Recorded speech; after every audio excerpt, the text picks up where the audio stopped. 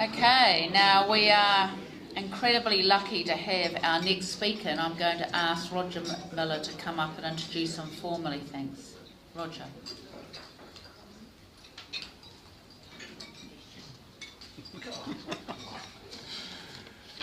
Thank you, President Carey and fellow Rotarians. I won't formally introduce Ian because he's very well known to all of you, I'm sure, but I will welcome Ian. The subject today is actually going to be town versus gown, or another way of looking at it, gown and town. Now, I'm going to give you a little bit of background on Ian as to why he's qualified to address us today on that subject. Ian completed his Bachelor of Commerce and Economics at Victoria University in 1966, having been Wellington raised and Nelson College educated until then. From 1966 till 2002, Ian's career was in the independent school sector. He taught first at King's College in Auckland, where he was a housemaster, and then at Eton College in Britain, subsequently returning there as the lower master. That's the equivalent of our deputy headmaster. In 1988, Ian returns to be headmaster of Wanganui Collegiate. From 1980 to 1988, he was headmaster of Wanganui Collegiate, and with Scots College from 1992 to 2002.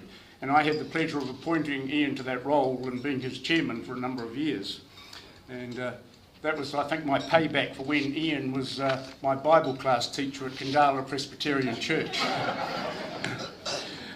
Since leaving Scots, Ian has been chair of the Correspondence School and the chair of the Wellington College of Education, merging it into Victoria University. He is currently the chair of the New Zealand National Commission for UNESCO. On leaving Scots, Ian also became a Wellington City Councillor in 2004, and from 2007 to 2013 he was the city's deputy mayor and chaired many of its various council committees, including the Audit and Risk Committee, for 9 years. And also during that period he was also on the board of Wellington Airport for 3 years, another topical subject in Wellington today. He has also been a member of the Victoria University Council from 2003 to 2015. And from 2005 to 2009 was the Pro-Chancellor and was elected Chancellor in December 2009, a role he held until December 2014. Ian has been recognised in many ways, both nationally, locally, and in this city, in Auckland and in London, but by Rotary, I'm pleased to say he's also a Paul Harris Fellowship Award recipient. Ian, it's my pleasure to introduce you to our club and welcome to address us today.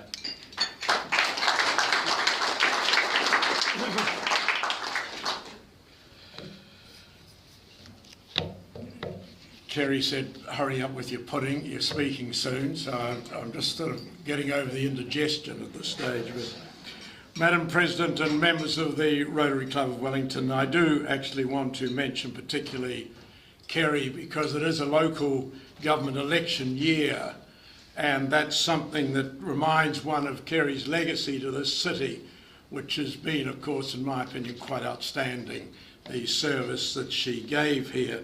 And I think you could sum up her service. There was progress coming from action, action coming from decisiveness, because that's the way she approached that role. I actually had, as Deputy Mayor, I had one office, and then Kerry's was just along, and in between it was the mayoral loo, the mayoral lavatory with a shower.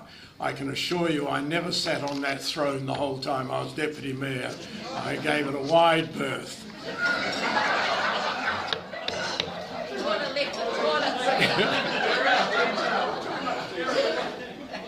I'll just move on. Yeah. I might add, in a different way, I do want to also acknowledge Roger Miller, who was my chairman at Scots College for a period of my headmastership, and he actually demonstrated many of the same qualities as Kerry did. He did Nike proud. His motto was just do it, It's a real gift to a headmaster to have a chairman who just tells you to do it. I do want to also acknowledge one other person, that's Jennifer Little, who made the first contact with me and gave me my instructions. She said 15 minutes. Well, I'll tell you what, you put an ex-headmaster, an ex-deputy mayor, an ex-chancellor in front of a lectern, 15 minutes. You're only just warming up. That's only the first step. She was quite sensitive in the way she addressed it, though, and that's not entirely surprising, because she was a tiny little girl at the Wanganui Collegiate Prep School when I was the headmaster of Wanganui Collegiate School. So she's learnt to be very sensitive when she deals with me. Ina mana, ina rea, ina iwi, no mai, hare mai, piki mai, tena koutou, tena tātou katoa. So thank you for the honour to address you today. I think addressing people post-lunch or post-dinner always has its challenges, and I'll tell you why it has its challenges. Older people in the room tend to fade off after lunch. But the great advantage I have is I'm standing and you're sitting and I can see the lot of you. And I will have no hesitation in asking you to respond to any point that I particularly raise. This is a considerably better, I might add, and with James Austin sitting here, I can speak about this. When I was headmaster of Wanganui Collegiate School and speaking to the Taranaki old boys. Now, I don't know whether you know all those little towns between Hara and New Plymouth, but there's a multitude of them, and Jenny and I were told to report. We reported to a particular hotel. There was nobody there but the president. I said to the president, will other old boys be coming? He said yes, but they're dairy farmers. They'll come in over a period of time. Well, they did. They came in over a period of an hour. I suggested that I speak before dinner. That was, by then it was 8:30, 9 o'clock, and we'd all been drinking liberally at the bar. He said, no, we do things properly in Taranaki. I can tell you, I stood up to speak after that dinner. I stood up to speak at 11:15 at night. There wasn't a cowcocky awake in the whole room, but I gave them my whole bloody speech, every word. Town verse gown and town and gown. And in saying that, I want to acknowledge there are two distinguished professors from Victoria University here, and I want to acknowledge them both. And I also won't acknowledge Wayne Morgan. He was the Chief Financial Officer during the time that I was Chancellor of the University. He said he couldn't remain for my speech, so he's been crossed off. Why do I speak about this particular subject? Because town and gown are two terms that are often brought together, sometimes town versus gown, sometimes town and gown. But too often today, because of the tremendous advances that have been made in IT and medical science, the electrifying growth of social media, the speed of travel, we almost think we know it all. And we forget that history also offers some pretty important lessons as to how what happens today has actually arisen. And let's consider the past in relation to this particular topic. Town and gown is town verse gown is an expression that indicates a degree of tension. And that's been around since the first seat of higher learning was established. And when was that? Well, you're an educated group of people, so you know perfectly well it was in 387 BC, because Plato then established an academy for learning, a sanctuary for learning, and it was placed specifically outside the walls of Athens. He placed it specifically outside the walls to separate it from the intrusion of the community. And therefore you could say that universities drew a line in the sand pretty early on that we are there and the town is there. And during the medieval ages, of course, when universities started to really develop and expand, you had this awkward situation where universities were often situated within the towns, and the town and the university had different governing bodies, and therefore the tension often arose because of those different governing bodies within the same sort of situation. So you've got this ambivalence that has arisen really since universities first established, going back to Plato, setting his sanctuary of learning right outside the town, going right through the medieval ages where there was tension there. And what are the reasons for this? Well, you know, one reason obviously that is often seized upon and is fairly topical in Wellington at various times is the behaviour of students around the city, which tend to sort of cause a bit of friction. But in fact, that's not really so. It's a much more complex situation than that. But mind you, students are much more advanced than they were in terms of asserting their authority than they were in my day. I had the privilege of sitting on the Students' Executive. I acknowledge Peter here, who of course was a distinguished president of Students' Association. But can I say this, when I was there, you know, students recently, they march and protest everything.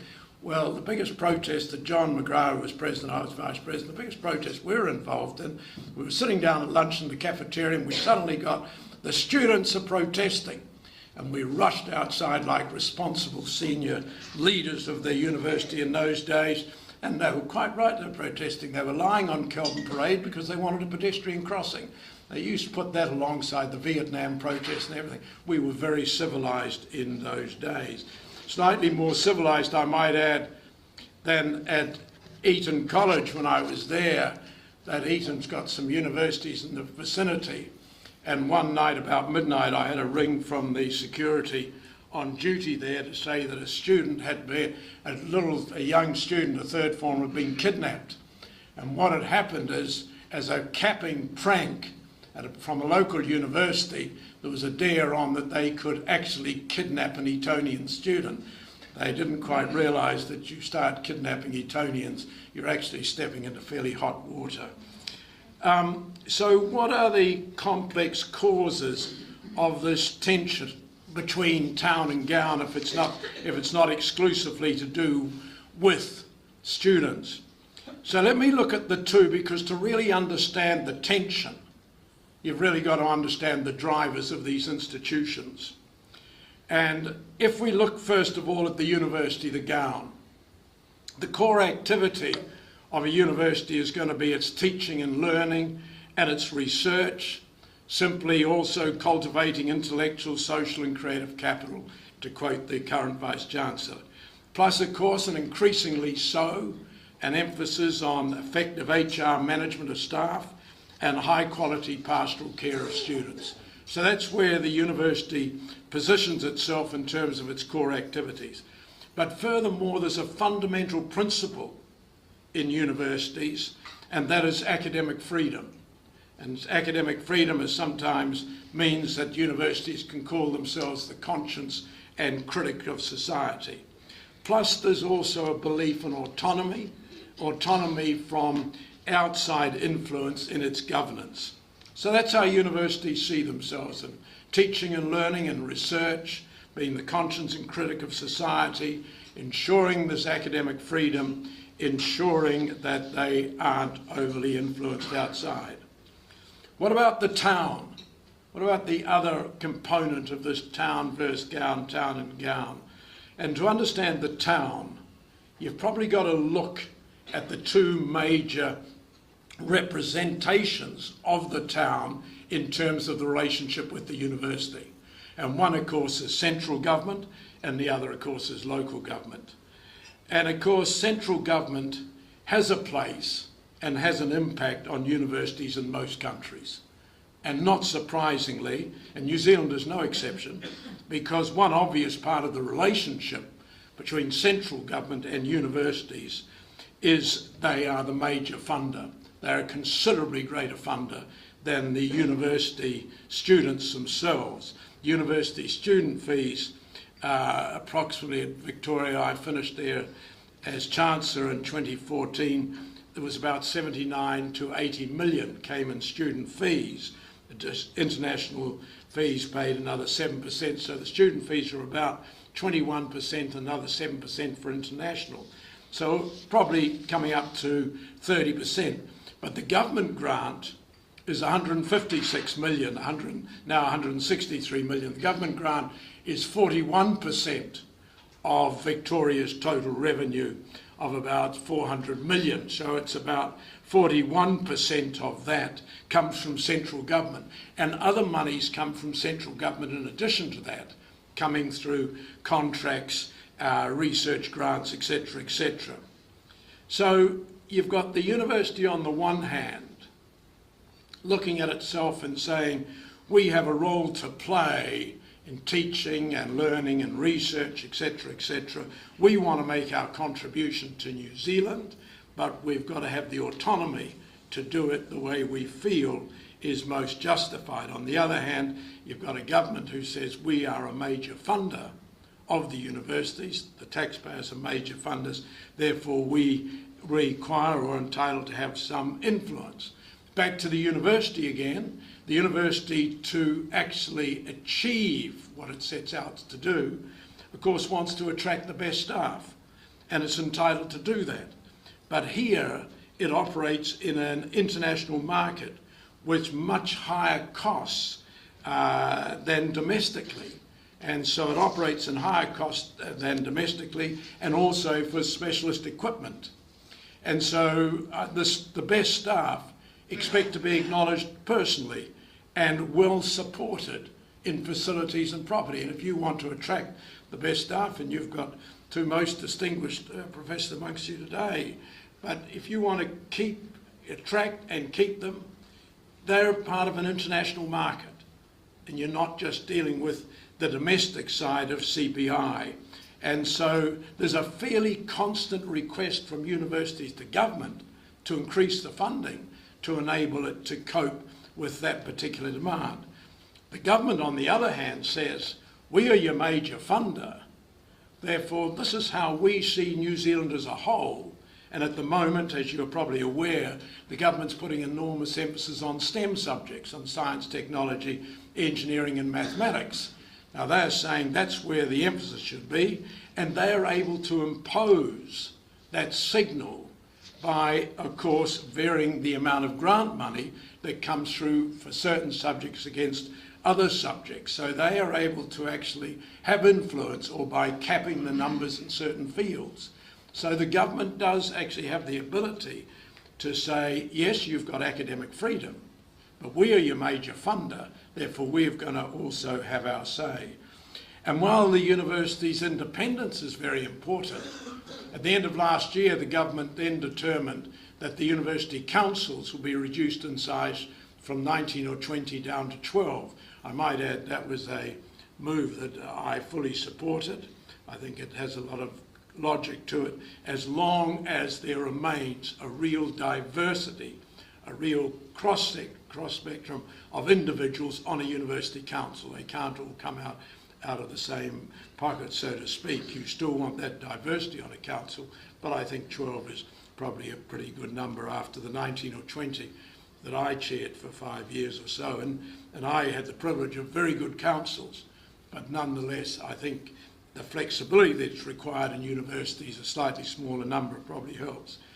And finally, as I've stated also, you've got to look at the needs of the students in pastoral support. And this also is a fairly costly exercise. But the government comes along and says, but you can only put up fees by 4%. And so you're restricted to what you can put up the fees by. You put them up by 4%. And of course, I might add, in spite of the government putting on a cap of 4%, that doesn't alter the excitement of the annual fees meeting. And I remember one of the ones I chaired, in came one of the major activists of the university. He's now a trade union leader around the city here. But he came in and he had a great banner, long banner, 3 times longer than that, and a great banner. And on it he had written, I won't give you the exact expletive, but it was F the Vice-Chancellor. You can fill in the other letters after F.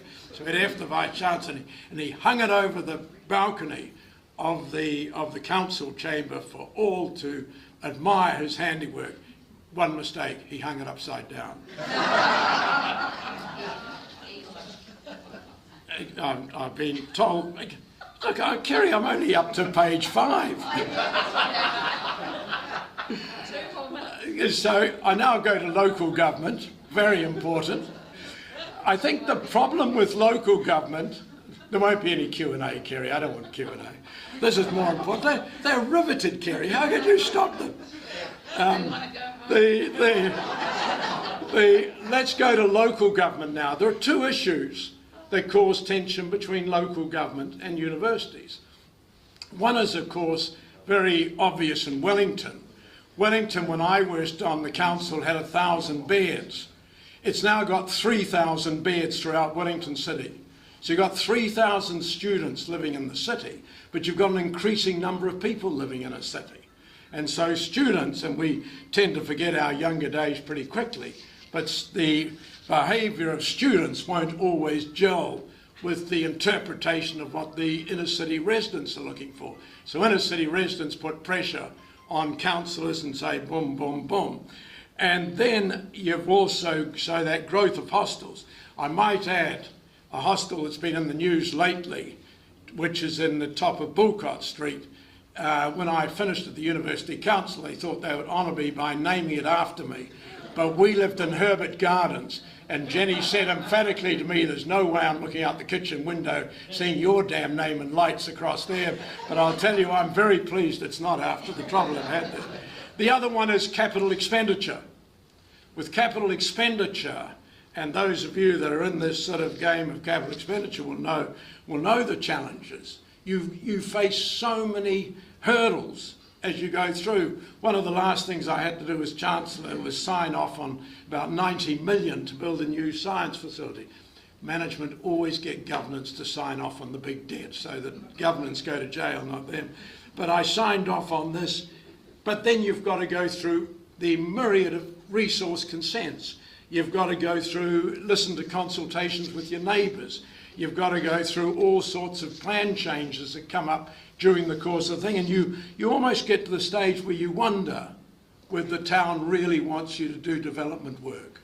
So there's the tension on the other side. So you've got the universities on one side, you've got the town and the town represented by central government on the other, and local government. The university will finish, and I'll finish on this note because I see Kerry's pushed a chair out. Let me just tell you these two things. The university employs 2,500 people. It has a turnover of 400 million per year, with around 54% of that on people costs. There are 17,000 full-time students. It has an ownership of assets in property, plant and equipment of something in the vicinity of 800 million, and it graduates about nearly